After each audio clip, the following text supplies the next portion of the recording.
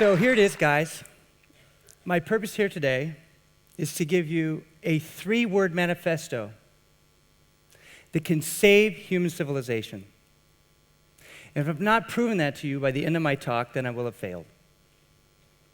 But that's not going to happen because too few people are actually talking about how corporate innovation is so flawed that it's collectively putting us all at risk. And I use the word manifesto because this is a movement that we all own. And I use the word manifesto because we're all responsible. So a friend and I were talking, he tells me a story. He says, yeah, my wife, she's working for a really big firm's skunk works off campus. And their ideas, they're supposed to come up with these new concepts. And all the concepts they come up with, they get killed. And the 2 leaders from that function, they get frustrated and they leave. The rest of the team gets brought back onto campus. They're being managed by what he calls a bean counter. And then he says, you know what? Corporations are a battlefield between zombies and visionaries. And how it ends? I don't know. Now, I'm not a zombie genre expert, but when it comes to collaborative problem solving, can you think of a scene where a zombie and a visionary come together and pull off the big corporate win? Right? This is not a helpful way of seeing things. And I actually think this is a very dangerous story because I had heard it before from other innovation leaders. Like at conferences, at the end of the day, a couple glasses of wine. I remember sitting next to one keynote, and I was actually really excited to hear what he had to say because he presented really great stuff earlier. I was going to learn something, and I sit down, I'm all keyed up, and he says, we have a really hard time getting traction with good ideas.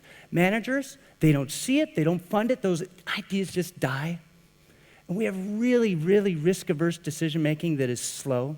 So, our more nimble competitors are going to come in, chew up our market share, and we're going to be marginalized in the next couple years. I was like, wow, okay. I think I missed that in your presentation today, right? This is not what you hear about. So I wanted to understand this better, and I dove into the innovation research, and I found something interesting. Researchers, they wanted to identify the secret sauce of sustained success, and this is what they found. It's pretty cool.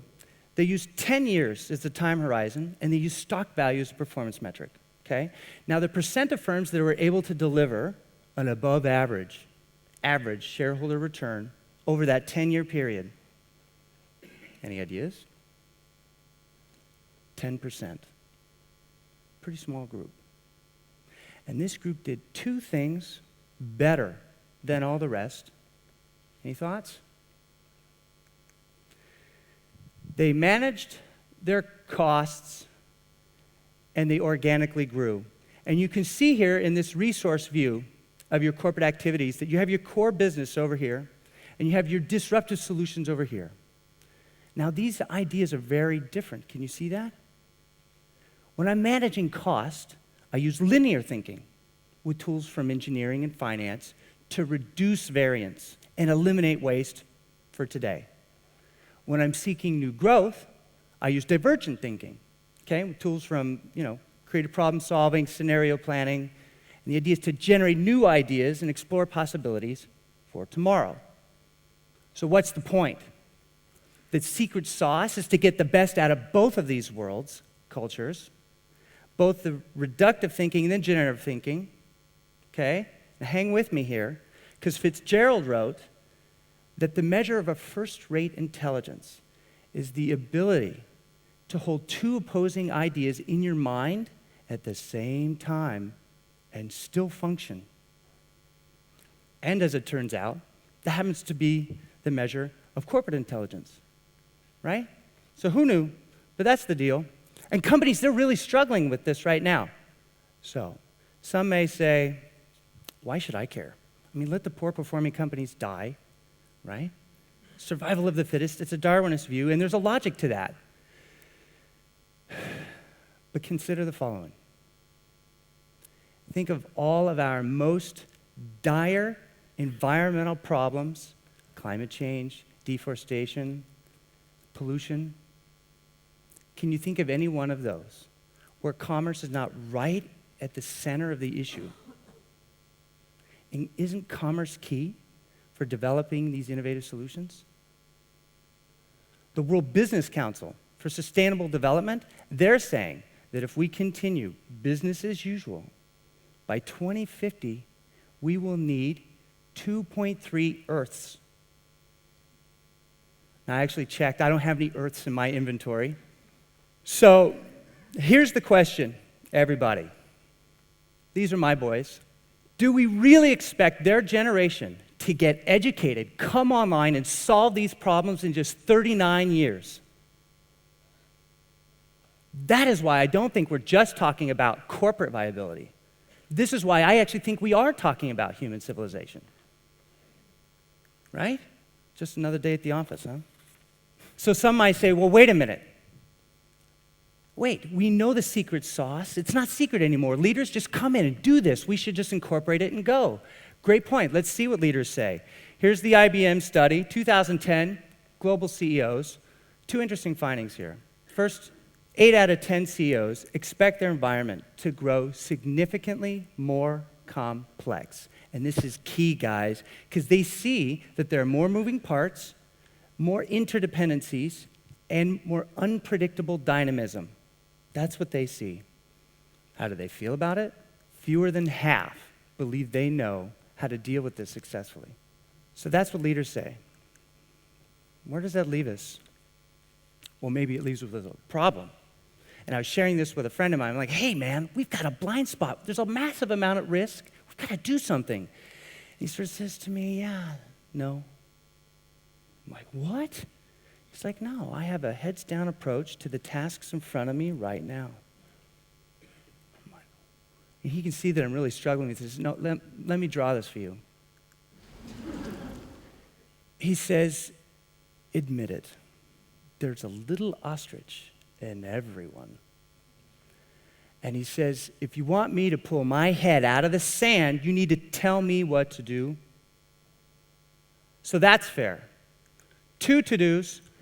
If you want to solve a problem, you need to see it accurately, okay? And there are 3 ways to get a new desired outcome. The first is developmental. Here, I don't change what I think or what I do. I just continue with the plan that I have, and I will get there. The second is transitional. I have a current state and a desired state, an activity plan to get there. And while I don't change what I think, I have to change what I do. This is different from before. And now I have a third approach. Transformational approach. And here, I have to change both what I think and what I do. What's the lesson? When you have a transformational problem, you can't use a transitional approach. It won't work. And that's what we've been doing. So that's to-do number 1. Number 2, once you've seen the problem, then you need to get good at solving it. And what does that mean? That means, I know this is going to be a shocker, but we need to stop doing the old thing. We need to stop doing the old thing, which we're really good at, except the problem is that it happens to be the wrong thing now. This is carrots and sticks management. And so we need to leave that and go now to this new thing, which is scary because we're kind of incompetent. But if we practice, like a kid practices jumping over and over, we can go from done poorly to done better and done better to done well. Hopefully that's the case. It depends on the training. Okay, so those are the 2 to-dos. Who are the experts at this? Well, I found a place. And here, instead of power flowing from the top to the bottom where staff serve leaders, actually power flows from the bottom to the top and leaders serve staff. Yeah? Instead of decisions being dictated from the top to the bottom, there's a shared intelligence that informs decision making. And instead of the workplace being managed with fear, there's a high trust environment. And instead of being accountable to the boss, you're accountable to your team as well as your boss. Who are these people? A daycare. 2 to 5-year-old kids. And I was there with my wife. We're exploring the fit for our 4-year-old son. And Joe is our tour guide. And now Joe, he's a pretty hip guy. He's got a cool look. He's got tattoos. He looks like he could be in a band, okay? And Joe says in the middle of our tour, he says, yeah, growing seeds, we really try and promote divergent thinking as opposed to convergent thinking. I'm thinking, what? Those are my buzzwords. So I ask him, what do you mean by that? I'm skeptical. He says, well, convergent thinking is conditioned by the use of single-purpose toys that have prescriptive instructions that tell you how to use them. Whereas divergent thinking here in our classrooms can be seen with the use of multi-purpose toys where kids are taught how to recognize patterns, make connections from a variety of subjects, and create their own new patterns. I was like, what the? I leaned over my wife, I'm like, what kind of band is he in? So I go back there to learn some more, and I meet with Maya. She's also very hip. And I say to Maya, she's the director of the curriculum, you're a daycare. How do you see your mission here? Because I haven't really gotten there yet. And she says, well, we see ourselves as a learning community, not a daycare. And we see our mission here as helping children become lifelong learners. And to do that, they need to have a passion behind the ability to have an idea, develop a hypothesis, and test it. I'm like, what? This sounds so fluffy. It's a daycare. They're 2 to 5-year-old kids. Okay, come on. So I sharpen my pencil. I get some questions fired up, feeling pretty skeptical about this. There's no way this is true.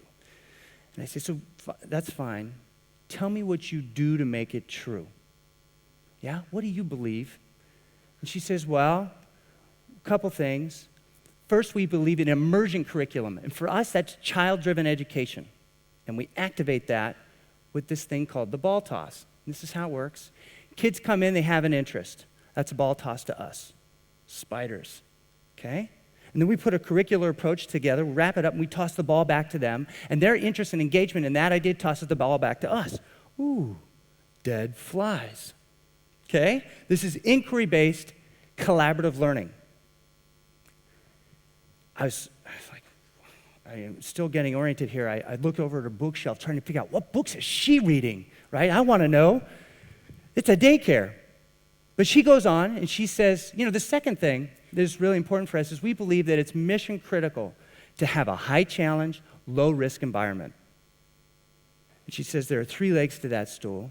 She says, first, kids need to feel safe. They need to feel safe with each other and with their teachers. Because when you trigger the threat response in someone, blood rushes out of your brain and into your body, right? It's fight or flight. And in that state, you're not as receptive and you're not as creative. That's the first one. The second one, kids need resilience. And this is cool, check it out. So kids need to know that I am not my idea, so it's okay to be wrong. It's okay to fail. In fact, we're going to learn from that. This is so important because now experimentation, that can be fun, that can be exciting as opposed to a source of criticism and anxiety. That's the second leg. Third leg, kids need challenge. If they're not challenged the board they're acting out, nobody's learning anything. So those are the 3 legs. And now corporate leaders, rightly so, may be asking themselves, you can't possibly be telling me to run my business like a daycare, right?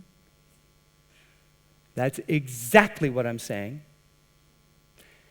And the follow-on question, like any good leader, should be, well, what are your, metrics of success? And I asked the same. I said, Maya, how do you know when you're doing a good job? She says 3 things. We know we're on the right track when kids want more. It has meaning for them. We're not on the right track when kids are using it on their own. And thirdly, when kids are asking more questions. So I wrote those down. I was actually staring at them that night. And something was bothering me because they looked really familiar and I couldn't quite figure it out. And then I pulled another piece of paper over and I realized that purpose, autonomy, and mastery are their metrics for success. She did not know those words. She didn't know who Daniel Pink was. This is what they found to work.